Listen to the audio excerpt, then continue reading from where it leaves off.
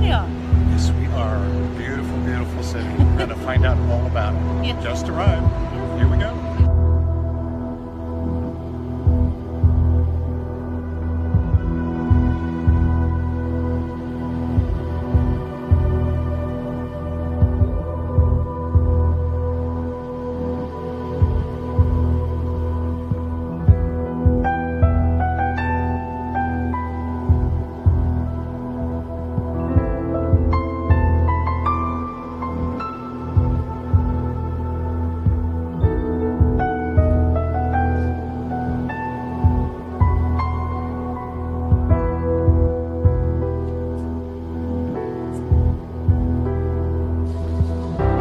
Our beautiful, beautiful.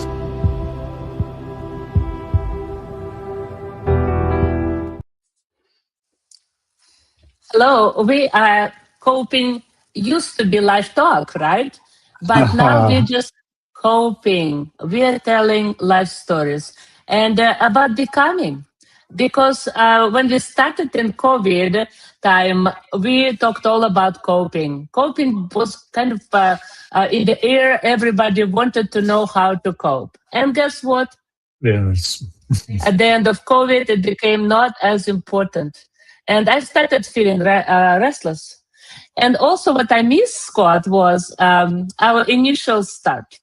How we started without any experience on Facebook Live and out of our house. And also, the trick was that you never knew what I was going to talk about. I'm sure people loved it. How about you? There were times that I loved it, and there was times that I was a little challenged. How Well, spontaneous can I possibly be? I'm not apologizing for that, for the reason that people want to see real life. There are so many Yes. well polished podcasts, and we are who we are. We are two pastors serving Yes. 5 churches now, and with wonderful people. And that's what gave me idea, because in our new in the Pacific Northwest, what we found now lots of interesting people, like, for example, the first mayor woman in Kalama, or writers or musicians. We have specialists who are beyond even our understanding, who built special microchips actually for spaceships, I've learned recently. Not releasing the name, but it's just interesting. We have a specialist who has a podcast on fibromyalgia. And so we have a wonderful lady we've met on the Northwest who is actually the initiator of the all nation wide movement that is called Tiny Homes, or Tiny Houses. Remember that? Can you hear me? Somehow I have lost audio. I'm not sure why that is. Okay. So, while you're looking for the audio, I will continue talking. So, the point of our new beginning is, as you see, we changed the coping life talk into coping with the capital P. And the logo that we have is the sunshine instead of O. It's a bright sign. And so we will talk about how coping not overlived itself. Coping skills are important. But today we have just a short introduction to our new podcast that will go live every Tuesday at 6 p.m. If you noticed, and if you followed us before, you probably noticed that we changed the date. We used to go on Saturdays at 5 p.m. But now people work and it's a springtime, so we tried a new time, Tuesday at 6 p.m. So people will already be home and relaxed. And especially we thought of people in a central time, because they are 2 hours ahead and 3 hours ahead in Eastern time. So we thought to help people catch up and relax and maybe if they are interested to hear us, they will join us. So I invite all our followers to regroup and prepare for a longer ride now that is not affected by COVID or any accidental sudden changes in life. That was original idea, sudden changes. But Scott, what made me think that if we live constantly in a coping mode, what kind of life is that? It's like what we float from one coping skill, and then it's like, oh, what is on my saved coping skills catalog? Oh, I need this, right? I need this coping skill today. And I think I started feeling mechanical. I started feeling that at that time we had great guests from all over the country, even from Europe. But gradually I started sensing that I became, in a way, a manager and a coordinator of all that busy schedule. To find a guest, it's time and it's a challenge. Interesting guest, a double challenge, right? So managing that schedule was actually a full-time job on the top of my church and our busy life. So it became a challenge. So I decided to stop after podcast 100. We met the goal, 100 podcasts, and we quit. Not quit, but we put it on hold because we also were moving. We were moving to another location, another appointment. And so what was that question that you started asking me? Or maybe not a question, but it was like a comment that you started repeating almost every day. The question that I asked, which was somewhat rhetorical, but somewhat serious, was, where are we? And it was in the context of having moved from the Midwest, where both of us had spent decades of our lives, moving from there to the Pacific Northwest, where we are certainly closer to grandchildren, but embracing a new context, a new ministry, a lot of changes. Yeah, and so, absolutely. And so the question naturally comes up: wow, where are we? Right? Yes, I remember how one evening I thought you took our dog Luna outside, and I left the house, and I saw you out on the porch looking at the river, Columbia River. Oh, what a magic river, wide, and sometimes it goes up, and you see the tide. We loved walking along the river, so it beautiful. But something was in your statement more philosophical. Where are we? It was I did not sense any nostalgia for the past. I did not sense any anxiety in that statement. Just simply, where are we? And we started talking about it, started joking about it when appropriate. But also, I think it started shaping our new rebranded podcast because even if we applied all our coping skills that we developed and I would say polished during COVID, and especially listening to so many wonderful specialists and podcasters, I realized here it's just really challenging every day if you have to live it as in a mode of coping. It's not right. It's challenging and it's tiring. So I want us all to transform whatever we go through.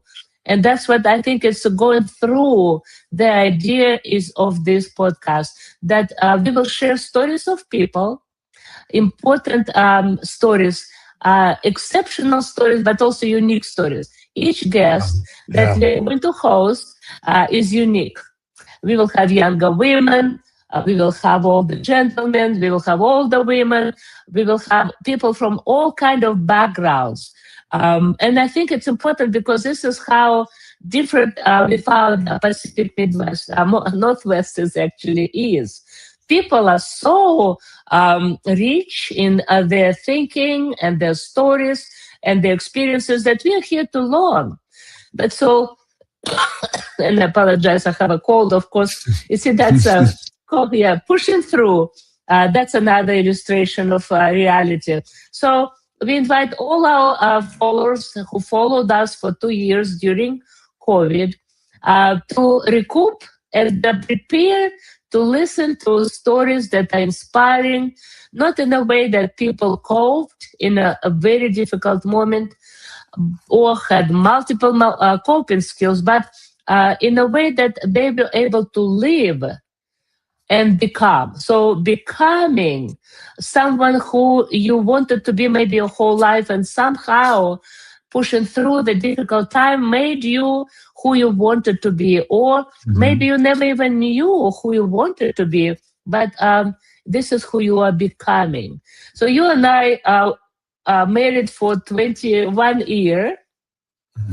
And we had all our ups and downs, and we were living through them, right?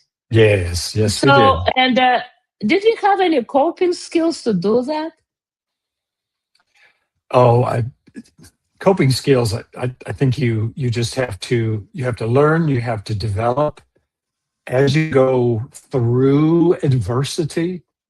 We're certainly not born with coping skills. I mean, obviously, there's the basic human instincts that are part of our humanity, but some of the more sophisticated coping skills, you just, I think you learn by observing others. Hopefully it happens in the home, right? You watch your parents learn to cope, but you ultimately you have to make them your own and kind of integrate them into your approach to life. Absolutely, yes. And so, and that's what you do not live with certain, like I mentioned, catalog and say, oh, for this situation, I have skill number 17 or 112. Yeah. But instead, it becomes so organically you. But again, as I said, I don't want to live as a robot who has the best polished coping skills. I want to be alive. But that's what I think we invite us today to learn how to live through from people who did that, not because they knew how, not because they had the best or perfect skill set of this coping skills. That's what we rebranded, and we call it now CoPing with a capital P and O in the beginning before that. So. And it's no longer coping life talk, it's simply sharing stories. We will share our stories, right? I will challenge you many times and put you in a spot with my questions. I know. But I think that's what people liked about us. Also, we will not have our guests every week. That's what is essential. Because remember, we had them every Saturday. We stopped having our Saturdays completely. And it was difficult for our guests. So I suggested that we will have it our regular time, you and I. We will go just the two of us, like we started, weekly on Tuesdays. And then once in a while, occasionally on Thursdays, it will be announced specially, and we will have different guests. And we already lined up a few. But so that's a plan. And I'm excited about it. How about you? Oh, looking forward to what we're going to learn and experience, and new personalities that we're exposed, that we have been privileged to be exposed to, and then share with our viewing audience. Yes. Also, we invite our listeners to, if you feel like you have a story and you want to share it, please let us know. You know where we are. You know how to use the chat on the Facebook or TikTok or on YouTube. So let us know. Also, today we will go just for hardly 15 minutes. because today is not a real actual time for us to talk. But it's a simply introduction to the new way of sharing stories. We have a podcast that we call CoPing, but also sharing stories and about becoming our new selves. And also, I want to mention today that we are in a Holy Week. People know that you and I, Scott, are pastors.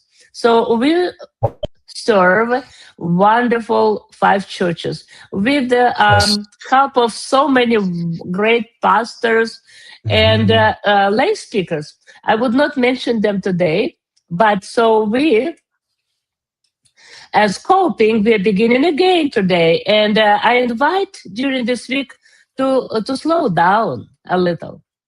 I hope you will notice your breathing slows down. Your maybe you watch less of TV. How about you, Scott? With our marathon, can you hear me? Yes. Oh, yes. Yeah. We did have a few Netflix binge weeks where we just to detach and relax and just to get ourselves lost into a wonderful story. Particularly some of the stories of the Tudor period in England. Yeah, Just we get love lost those in some of stories. those old stories, historic stories. Right. Yeah. I want to challenge you this week. So to slow down a little, we both started reading more. We Mhm. have a book club now in Longview United Methodist Church that will meet on in April on 22nd. It's Wednesday at 2 p.m. So, and I will be sure to provide the link that people can participate in the discussion. We discuss a book, Berry Pickers, which is a bestseller. And so Barbara Bining from Longview, she leads this group. And the reason it is important because we can share our experiences. But for a long time, reading books on iPad, like Kindle, I didn't have actually the whole book in my hands like this. And it does slow you down. So also Yeah. during this week, Scott, we have 2 services.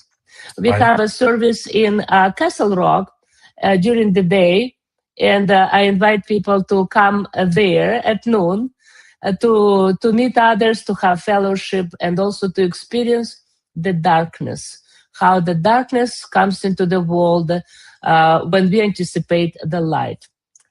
Also, on the same day, at 6 in the evening, we will have similar service in St. Helens United Methodist Church in Oregon. You see, so from Washington Yes. to Oregon, and people are preparing intensely, and I hope it will be a good experience. But tell me then, what is the meaning of the Holy Week for you? Oh goodness. Well, it's Holy Week is a journey from the anticipation and celebration of Palm Sunday, where Jesus is presented to his people, and they welcome him enthusiastically. But then the tide turns, the public opinion turns, and human beings are fickle, and we have our expectations about how life should be, how God should be, how our needs should be met, right? And so the tide of public opinion turns against Yeah, true. Jesus, and they they go from shouting "Hosanna, Hosanna, blessed is he who comes in the name of the Lord," to now shouting "Crucify him." So it Holy Week takes us through a very dark time where it looks like darkness is going to take over the world. Yeah. Darkness is going to win, to overcome. But then we come to Easter morning and we find no, darkness will not overcome the light. Right. So that's oh, Yeah. I did not mean to interrupt you, but that's a life. That's our life, right? So since you promised to have a short introduction, I did not mean to us to go to detailed description, but thank you, appreciate it, because what you touched and you started with the Palm Sunday, and this is important because we also have followers from Kansas City and St. Joseph, and there were so many people who joined that No King parade. And so on the same day, when we have Palm Sunday and we talk about parade, so many of our friends, especially I had so many posts and their sharings from St. Joseph, from surrounding counties here in the Pacific Northwest. It's important because you mentioned something very important. We people are fickle. And so we follow sometimes those who are popular, someone who is powerful. And that's what this week, Holy Week, teaches about the path to the cross. The cross that actually resolves everything for all of us. Because we will hear stories on Thursday, how Jesus was on that way to Golgotha, how he gave himself on the cross.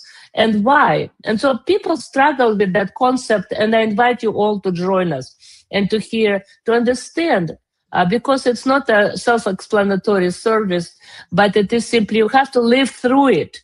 And that's how it is our podcast.